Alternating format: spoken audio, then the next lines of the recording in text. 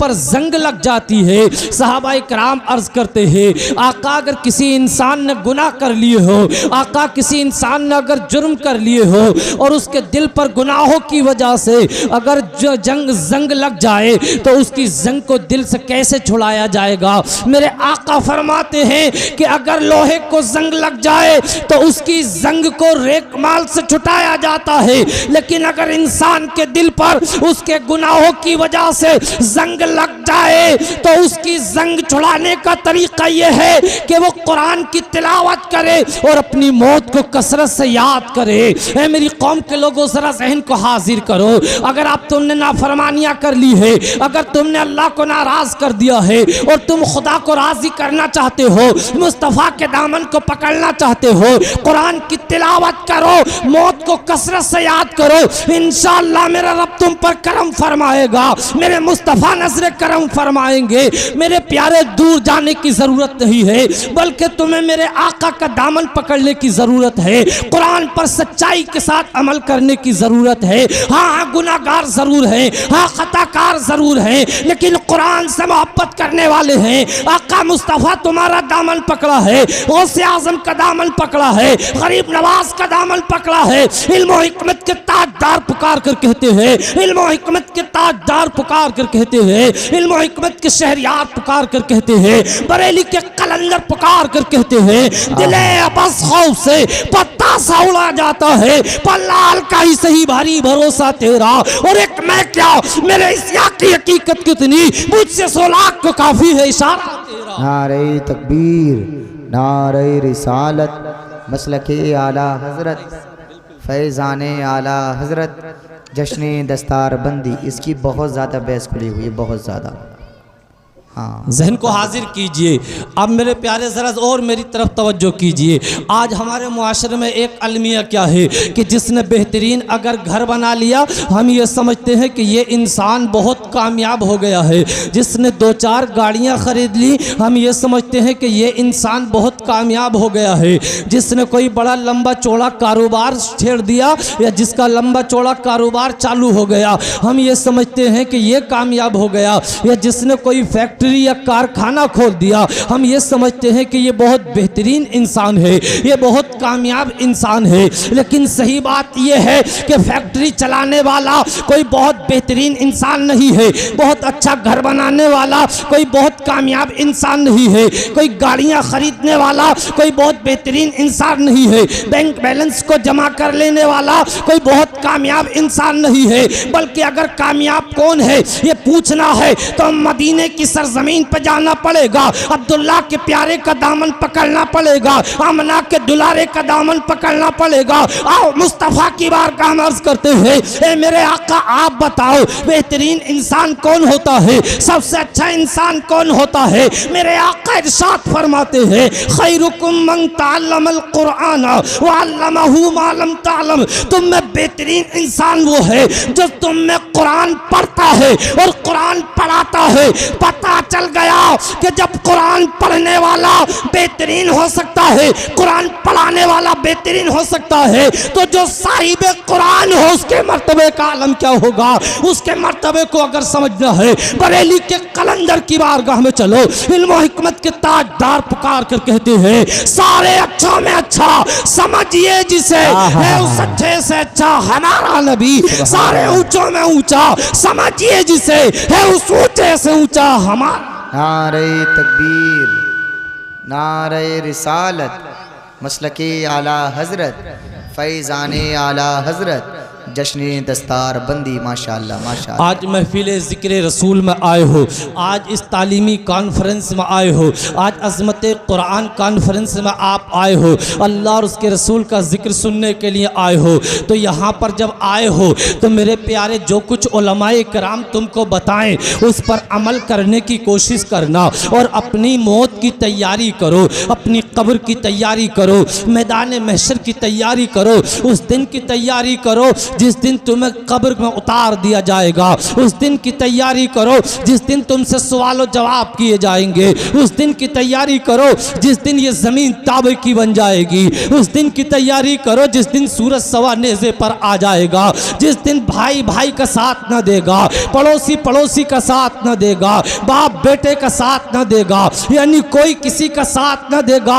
ऐसे आलम में जब अल्लाह कहरो ख़सम में होगा, ऐसे आलम में जब तुम्हारा कोई साथ न देगा, उस दिन की तैयारी करो। ऐ मेरी कौम के लोगों ज़रा तवज्जो करो। हज़रत अल्लामा याफ़ी रहमतुल्लाह अलैह बयान करते हैं कि एक मर्तबा मैंने मुल्क यमन के बाद सालिहीन में से एक से सुना कि वो ये कहते हैं, वो ये बताते हैं कि हम एक जनाजे में शरीक हुए और जब उस जनाजे को कब्रिस्तान की तरफ लेकर गए और उस जनाजे को हमने कब्र में उतार दिया, बस दफन करने के बाद वापस पलट कर आ रहे थे, अचानक में एक भयानक आवाज़ आती है जिससे तमाम वहाँ के लोग चौंक जाते हैं। कहते हैं मैं पलट कर गया और जब मैंने जाकर देखा तो कब्र में से एक काला कुत्ता निकल कर जा रहा था। मैंने उससे कहा तू क्या बला है, तू क्या मुसीबत है, तू कहाँ से आ रहा है और तू कौन है? वो काला कुत्ता कहने लगा मैं इस मय्यत का बुरा अमल हूँ। कहा ये बता चोट जो लगी है, ये धमाकेदार जो आवाज़ आई है, ये तेरे लगी है या साहिबे कब्र के लगी है? वो कहने लगा मेरे ही लगी है और वजह यह है कि मैं इसका बुरा अमल था, मैं इसके करीब जाने वाला था, इस पे अजाब होने वाला था, लेकिन इतने में ये दुनिया में कुरान की एक सूरत की तिलावत करता था। उस सूरत का नाम है सूरह यासीन, यानी जिसको कुरान का दिल कहा जाता है। वो सूरत आ गई और मेरे और उसके बीच में आ गई, मुझको भगा दिया गया, मुझको इसकी कब्र से निकाल दिया गया। पता चला कि जब कुरान की एक सूरत का आलम यह है कि वो इंसान की कब्र में अजाब से हिफाजत कर सकती है, तो जब पूरा कुरान का तिलावत करने वाला हो, हाफिज कुरान हो, कारी कुरान हो, आलिम कुरान हो, तो उसका आलम क्या होगा? ऐ मेरी कौम के लोगों, कुरान की अजमतों को अपने दिल में बिठाओ, कुरान की मोहब्बत को अपने दिल में उतारो, कुरान पर अमल करो, इंशाअल्लाह तुम्हारी दुनिया भी आबाद हो जाएगी और आखिरत भी। सुभान अल्लाह, नारे तकबीर, नारे रिसालत, मसलके आला हज़रत, फैज़ाने आला हज़रत, दारुल उलूम गौसे आज़म, जश्न दस्तार बंदी, माशाअल्लाह माशाअल्लाह। ज़हन को हाजिर कीजिए, ज़रा मेरी तरफ तवज्जो कीजिए। आज मेरे प्यारे हुआ क्या है कि हम नमाज़ों से दूर होते चले जा रहे हैं, आज हम कुरान को भूलते चले जा रहे हैं। कुरान के न पढ़ने का शौक़ है, न कुरान को पढ़ाने का शौक़ है, न उलमाए किराम से मोहब्बत है, न इन मदारिस मदरसे वालों से मोहब्बत है। अरे आज जिस तुम जलसे में बैठे हो, ये जलसा सजाना कोई आसान काम नहीं है। आज तकरीबन 10-12 बच्चों की आज दस्तारबंदी का नज़ारा आप मुलाजा फरमाएंगे।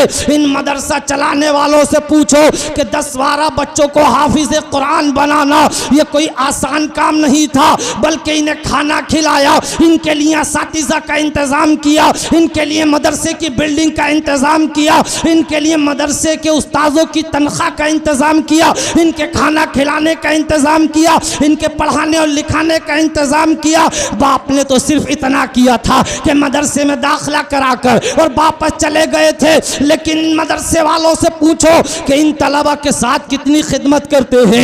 ये इनकी आखिरत की तैयारी है, ये इनकी कब्र की तैयारी है, ये इनकी मैदान महशर की तैयारी है। आओ ज़रा जहन को करीब करो। हज़रत अल्लामा हम्माद मक्की रहमतुल्लाह अलैह बयान करते हैं, एक मर्तबा अपने घर में रात की तन्हाई में सो रहा था, अचानक में मेरी आँख खुल जाती है। जैसे ही बेदार होता हूँ, बहुत देर के बाद कोशिश की सो जाऊं, लेकिन दोबारा नींद नहीं आती, दिल में घबराहट होने लगी, बहुत परेशान होने लगा। हमारे आपके साथ भी कभी ऐसा होता है, अचानक में रात में आँख खुल जाती है, लेकिन बाद में सोने की कोशिश करते हैं तो नींद नहीं आती है। कभी डॉक्टर के पास शिकायत करते हैं, कभी हकीम के पास जाके शिकायत करते हैं, कभी किसी मौलाना के पास जाके शिकायत करते हैं। हजरत रात में आँख खुल जाती है, लेकिन हजरत नींद नहीं आती।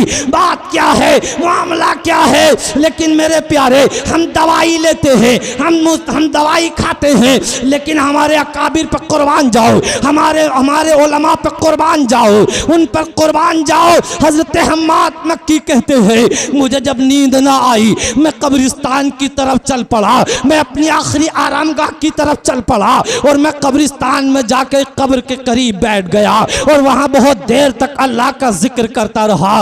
अचानक में मुझे हल्की सी नींद आ गई। मैं क्या देखता हूँ, मेरे तरफ जहन को हाजिर रखना, जो आ रहा है उसे आने दीजिए, जो जा रहा है उसको जाने दीजिए, जरा जहन को करीब कीजिए। हजरत अल्लामा हम्माद मक्की कहते हैं, जैसे ही मुझे थोड़ी सी नींद आती है मैं क्या देखता हूँ कि कब्रों से लोग उठ रहे हैं और एक तरफ खड़ा हुआ एक शख्स है, कुछ तकसीम कर रहा है, कुछ बांट रहा है। सब लोग कब्रों से उठ उठ कर उसकी तरफ जा रहे हैं। मैंने कहा, अरे क्या कयामत कायम हो गई है कि लोग अपनी कब्रों से उठ रहे हैं? किसी गैब से निदा देने वाले ने कहा, अभी कयामत कायम नहीं हुई है। कहा, फिर लोग गुर्दों अपनी कब्रों से क्यों उठ रहे हैं? ये तो कुर्बे कयामत होगा, ये तो कयामत के दिन होगा, लोग अपनी कब्रों से उठेंगे।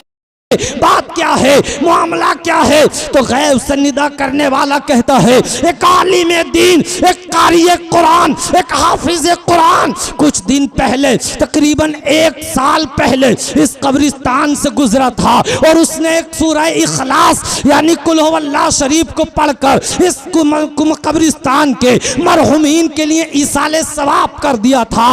1 साल से लेकर उस सूरह इखलास यानी कुल हुवल्लाह के सवाब को तकसीम किया जा रहा है।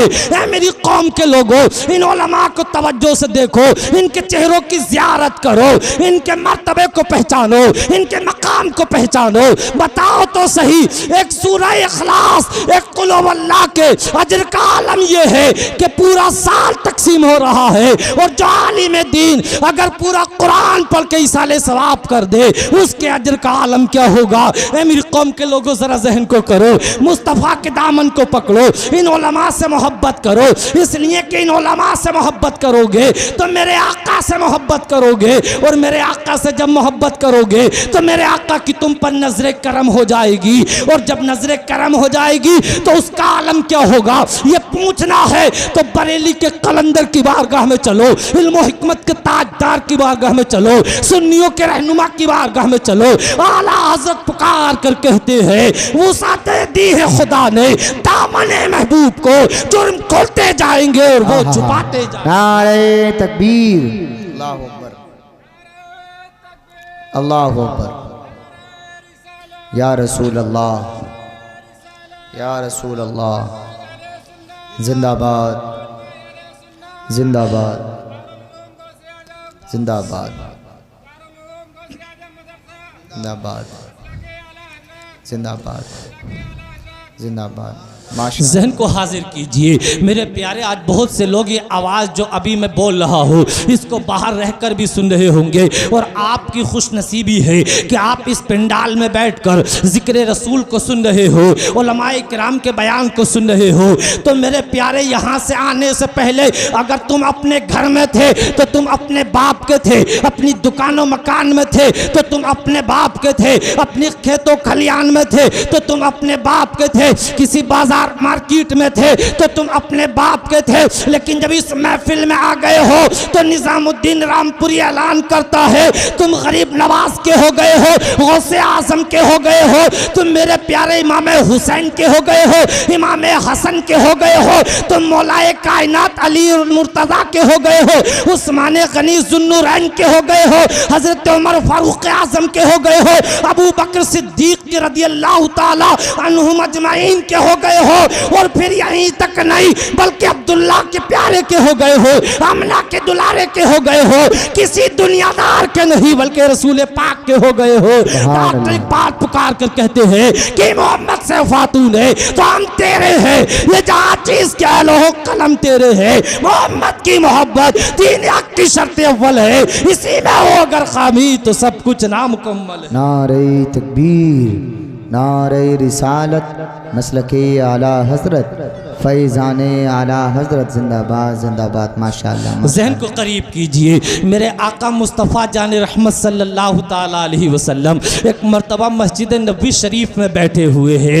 मेरे प्यारे सहाबाई कराम हाजिर खिदमत हुए और आने के बाद अर्ज़ करते हैं आका एक जनाजा मस्जिद नबी के दरवाजे पर हाजिर है, आप उसकी नमाज जनाजा पढ़ा दीजिए।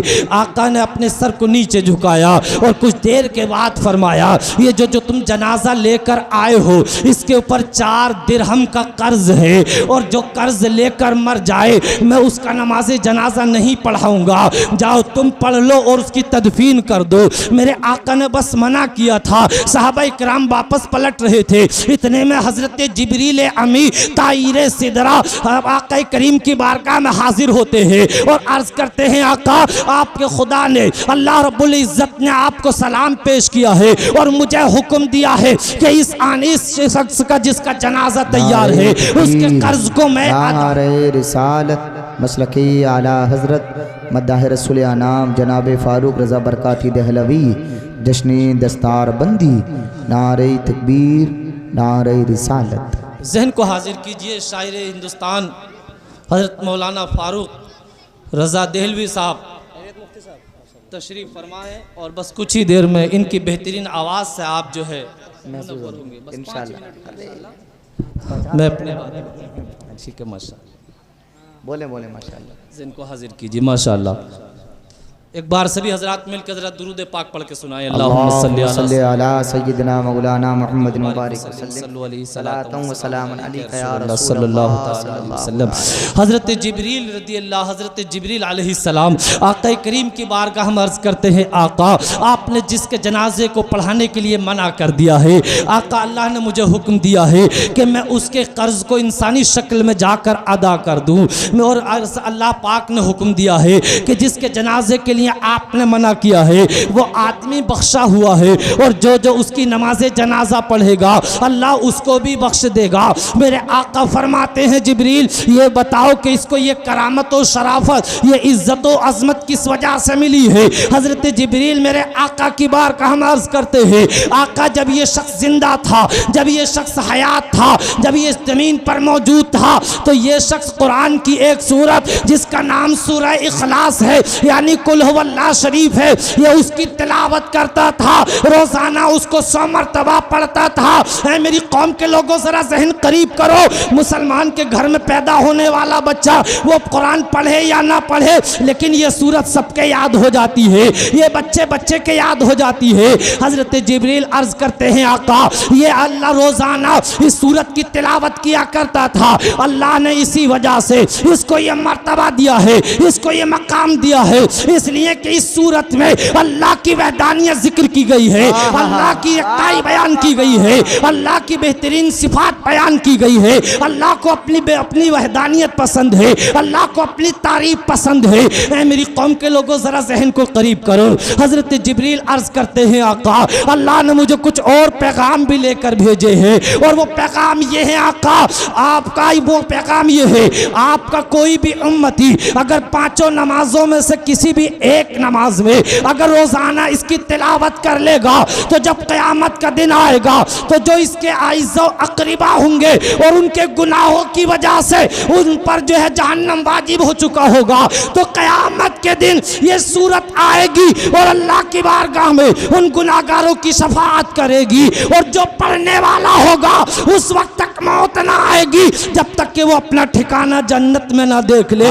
मेरी कौम के लोगों जरा तवज्जो करो, एक सूरत के पढ़ने का आलम ये है तो हाफिज कुरान का आलम क्या होगा। जरा तवज्जो करो, अगर कोई इंसान कुरान को हिफ्ज कर लेता है, कुरान को याद कर लेता है, कुरान को अपने सीने में उतार लेता है और फिर जिसको कुरान ने हलाल कहा उसको हलाल माना, कुरान ने जिसको हराम कहा उसने हराम माना और कुरान पर अमल करता रहा तो जब क़यामत का दिन आएगा और जब ये ज़मीन ताबे की हो जाएगी, सूरज सवाने से पर आ जाएगा, अल्लाह कहरो कसम में होगा, कोई किसी को पुरसाने हाल ना होगा। ऐसे आलम में, ऐसी तन्हाई में, ऐसे भयानक मंजर में, ऐ मेरी कौम के लोगों, मेरे प्यारे तवज्जो करो, यही हाफिज कुरान, यही आलिम दीन, यही कारी कुरान निकल कर आएंगे और मेरे प्यारे ऐसे लोगों की शफाअत करेंगे जिनकी नाफरमानियों की वजह से, जिनकी खताओं की वजह से उन पर जहन्नम वाजिब हो चुका होगा। ऐ मेरी कौम के लोगों, ये हाफिज कुरान तुम्हारी शफाअत करेंगे, ये कारी कुरान तुम्हारी शफाअत करेंगे, ये आलिम दीन तुम्हारी शफाअत करेंगे और तुमको दाखिल जन्नत कराते हुए नजर आएंगे।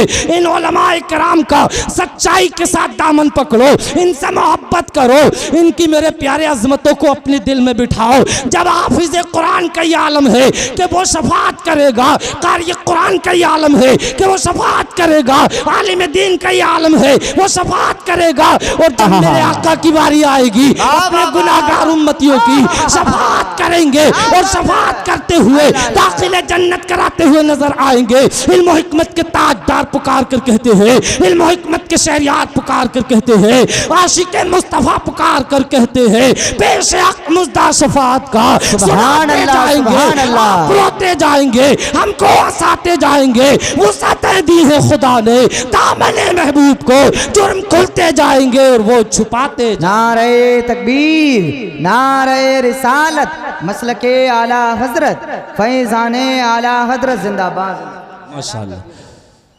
जी, माशाअल्लाह। मेरी तकरीर तो मुकम्मल हुई, एक ख़ास ऐलान सुनिए।